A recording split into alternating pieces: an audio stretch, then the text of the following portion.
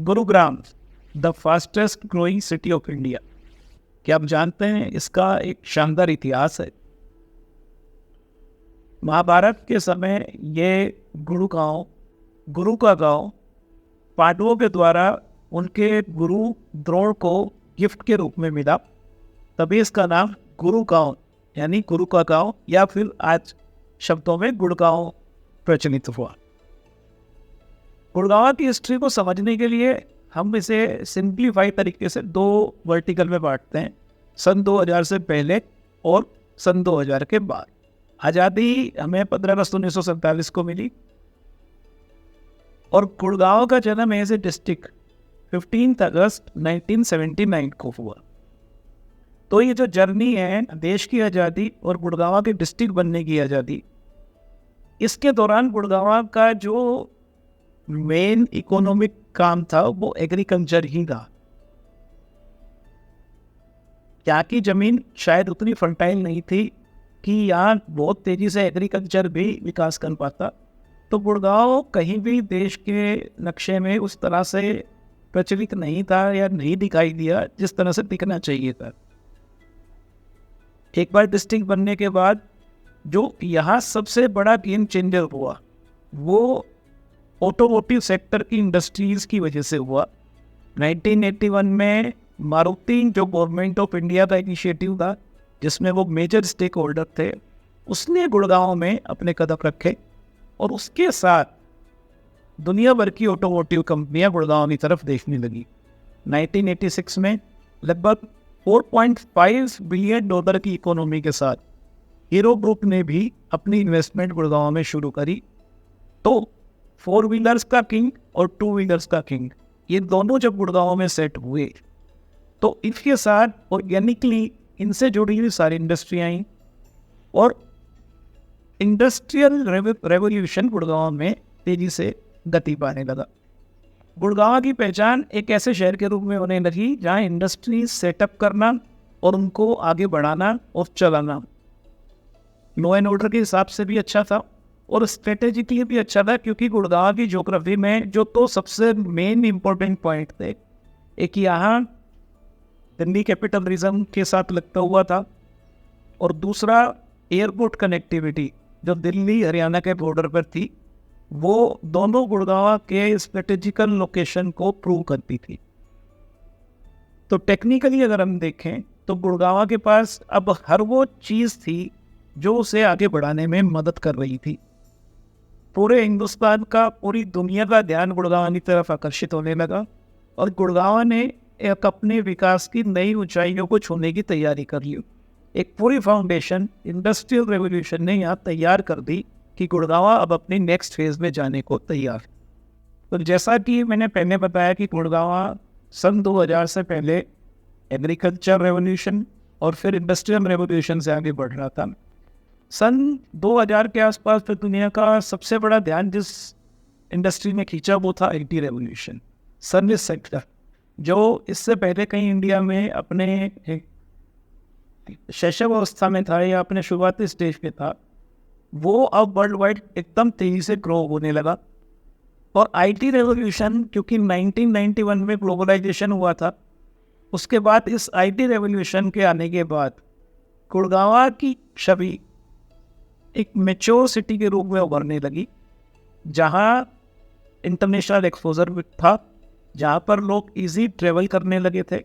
और इसके साथ नेशनल हाईवे का बनना, टर्मिनल 3 के जैसे एयरपोर्ट्स का बनना कहीं ना कहीं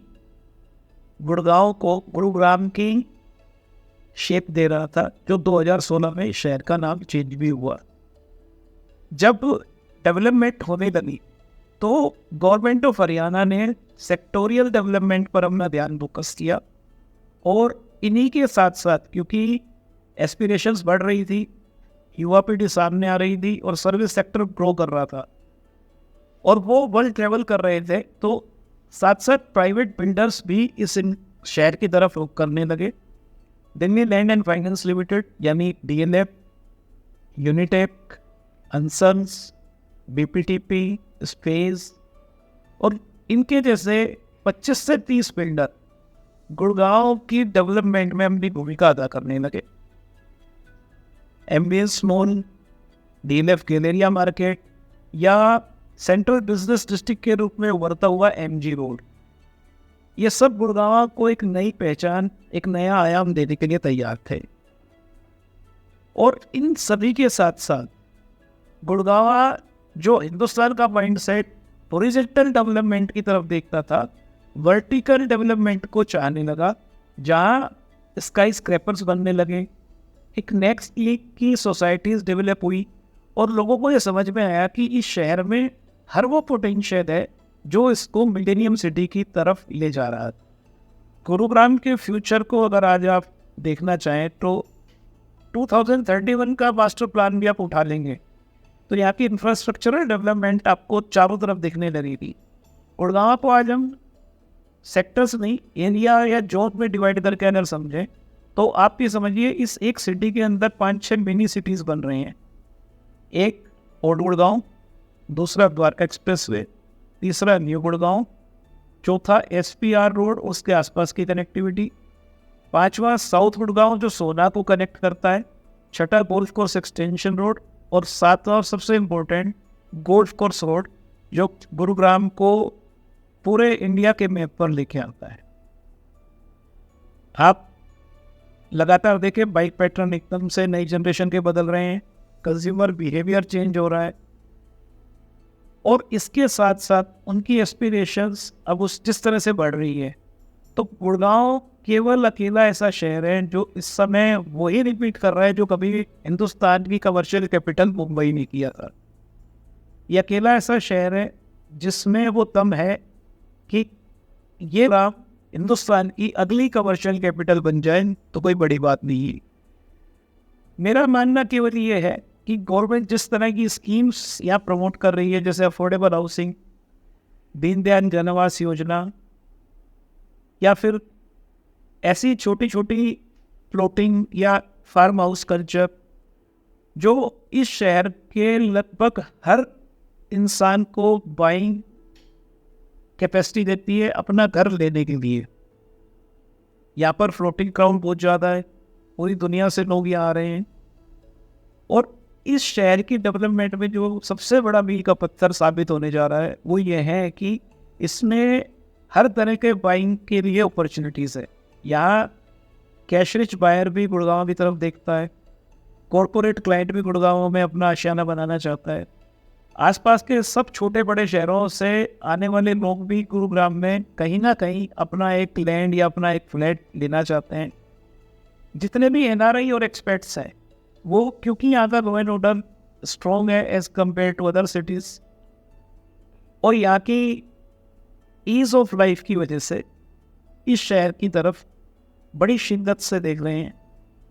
तो मेरी as a real estate consultant आपको एडवाइस है कि इन 1-2-3 सालों में जैसे भी हो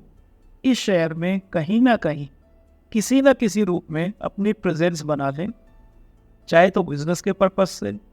चाहे सर्विसेज के पर्पस से, चाहे इन्वेस्टमेंट के पर्पस से, क्योंकि हिंदुस्तान का अगला मुंबई केवल और केवल गुरुग्राम बन सकता है। तो इन्हीं चीज़ों के साथ आगे भी हम मिलते रहेंगे, डिटेल में जानेंगे चीज़ों को। मैं Manish Agarwal, Money Ventures Private limited.